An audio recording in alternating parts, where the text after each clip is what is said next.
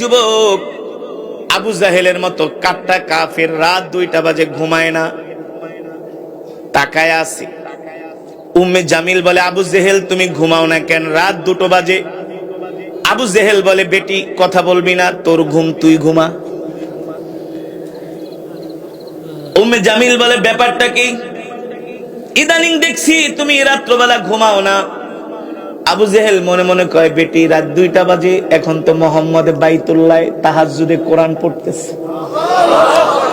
মোহাম্মদের কোরআন তেলাওয়াত না শুনলে আমি আবু জেহেল ঘুমাইতে পারি না। মোহাম্মদের কোরআন তেলাওয়াত এখন আমার ঘুমের অ্যান্টিবায়োটিক। সুবহানাল্লাহ, আর আস্তে বলেন সুবহানাল্লাহ। এই কোরআন কার?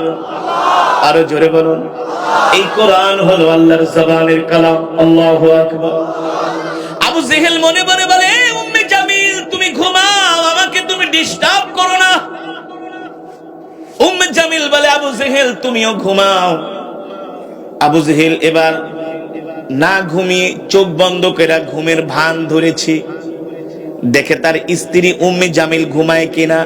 যদি তার স্ত্রী ঘুমায় যায়, ওই ফাঁকে আবু জেহেল ঘর থেকে বের হইয়া বাইতুল্লাহ চলে যাবে আল্লাহর নবীর কোরআনের তেলাওয়াত শুনতে। কাবার চত্বরে চলে যাবে আল্লাহর নবীর কোরআন তেলাওয়াত শুনতে। আল্লাহু আকবার।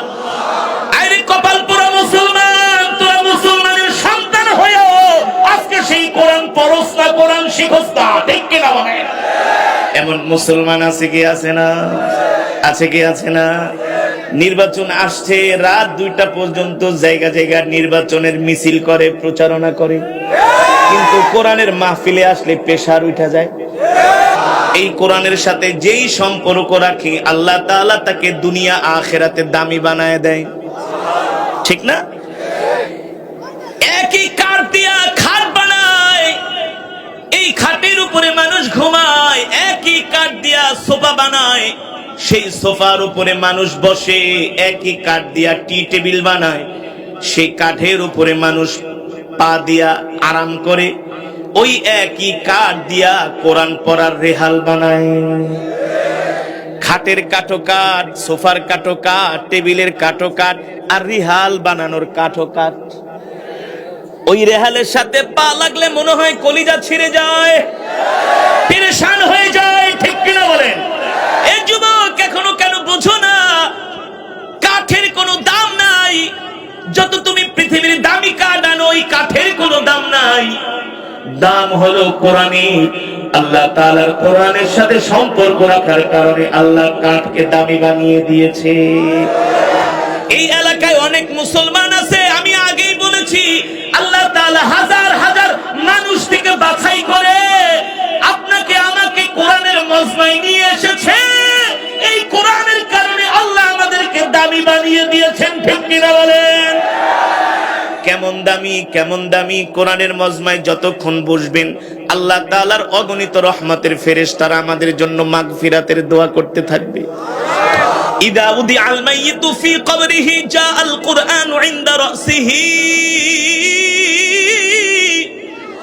আল্লাহর নবী বলেন, দুনিয়ার জমিনে যে আল্লাহর কোরআনকে মহব্বত করবে, আল্লাহর কোরআনকে ভালোবাসবে, ইন্তেকালের পরে যখন তাকে কবরের মধ্যে শোয়ানো হবে, তার কোনো মা বাবা আত্মীয় স্বজন কেউ তার সাথে কবরে যেতে পারবে না। পারবে? কিন্তু যদি কোরআনকে ভালোবাসেন, এই কোরআন আপনার আমার কবরে যে কোরআন কবরটাকে আলোকিত করবে, আমাদেরকে পাহারা দিবে। আল্লাহু আকবার! আমাদেরকে পাহারা দিবে। মুনকার নাকির আসবে সওয়াল করার জন্য। আল্লাহর কোরআন বলবে, গেট আউট, ফেরেশতা কবর থেকে বের হয়ে যাও। ফেরেশতারা বলবে, কেন? আমরা তো আসছি তাকে প্রশ্ন করার জন্য। আল্লাহ তাআলার কোরআন বলবে, না না, আমি যতক্ষণ পর্যন্ত কবরে থাকবো ততক্ষণ পর্যন্ত কোনো প্রশ্ন করতে দিব না। আল্লাহর কোরআন ফেরেশতাদেরকে ধমক মারবে। সুবহানাল্লাহ! আরো জোরে বলেন সুবহানাল্লাহ! ওই হামিলে কোরআন, যে কোরআনকে মহব্বত করে, কোরআনকে ভালোবাসে, আল্লাহর কোরআন ডাক দিয়া বলবেন, কে আপনি আমার কবরে আসছেন, কবরটাকে আলোকিত করেছেন? নইলে তো আমি ভয় পেয়ে যেতাম, একা একা কবরে থাকতে পারতাম না। আল্লাহর কোরআন বলবে, বন্ধু ভয় পেও না, ভয় পেও কোরআন তোমার সাথে আছি। তোমার কি মনে নাই তুমি ঠান্ডা পানি দিয়া ওযু করে গভীর রজনীতে উঠে কোরআনের তেলাওয়াত করতা, ফজরের পরে কোরআন পড়তা, মাগরিবের পরে কোরআন পড়তা। এ বন্ধু, তুমি কি ভুলে গিয়েছো? তুমি মাইকিং পোস্টারের মধ্যে দেখেছো, শুনেছো একজন কোরআনের কারি আসবে, দুনিয়ার সব কাজ বাদ দিয়ে সামনের কাতারে বসে বসে কোরআনের তেলাওয়াত শুনছো আর আল্লাহু আকবারের ধ্বনি দিয়েছো, ঠিক কিনা বলেন? তুমি কি ভুলে গেছো আমি আজকে তোমাকে ভুলে যাব? না না না, আজকে আমি কোরআন তোমাকে কবরের মধ্যে পাহারা দিব। শুধু কবরেই পাহারা না, আমি তোমাকে পথ দেখিয়ে দেখিয়ে আল্লাহ তাআলার জান্নাত পর্যন্ত পৌঁছে দিব। তাহলে বলেন, কোরআনকে ভালোবাসার দরকার আছে কি আছে না? কোরআনের মাজমায় আসার দরকার আছে কি আছে না? এই কোরআনের জন্য আল্লাহর নবীর সাহাবীরা জীবন দিয়া দিছে। এই কোরআনের জন্য, কোরআনের প্রেমে পাগল হইয়া খাত্তাবের ছেলে ওমর এসেছিলেন আল্লাহর নবীর কল্লা কাটার জন্য, ঠিক কিনা বলেন? নবীজির জবানে কোরআন শুনে খাত্তাবের ছেলে ওমর বলে, ওগো আল্লাহর নবী, আপনার কল্লা কাটবো তো দূরের কথা, আপনার কোরআন তেলাওয়াত শুনে আমি এত মুগ্ধ হয়ে গেছি, আপনার কল্লা তো দূরের কথা, আমি আমার কল্লাটা আপনার কাছে আল্লাহ তাআলার কাছে জান্নাতের বিনিময়ে বিক্রি করে দিলাম, আমাকে এখনই কালেমা পড়িয়ে মুসলমান বানায়া দেন। এই কোরআন শুনে খাত্তাবের ছেলে ওমর মুসলমানদের দ্বিতীয় খলিফা হযরত ওমর কালেমা পড়ে মুসলমান হয়ে গেছে, ঠিক কিনা বলেন? আর যুবক, তুমি এখনো এই কোরআনকে ভালোবাসতে পারো না, এই কোরআনের তেলাওয়াত করো না, কোরআন শোনার জন্য আসো না, কোরআনের মজমায় আসো না।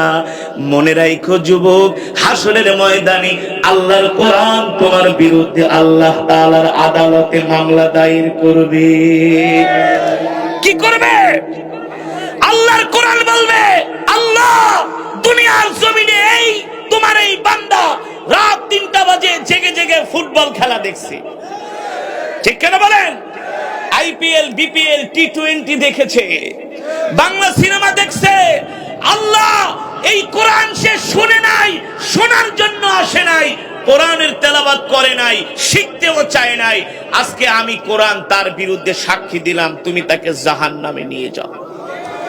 এই কারণে হাসরের ময়দানে কোরআন কারো জন্য হবে নাজাতের কারণ, খুশির কারণ, আবার কারো জন্য হবে কান্নার কারণ, ঠিক কিনা বলেন? কাদের জন্য কান্নার কারণ হবে? যারা কোরআন শিখে না, কোরআনের মাজমায় আসে না, কোরআনের বয়ান শুনে না, শুনে তারা আমল করে না। আমল আমল আমল।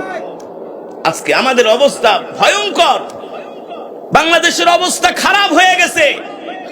পাড়ায় পাড়ায়, মহল্লায় মহল্লায় গায়িকা নায়িকা বেড়ে গেছে।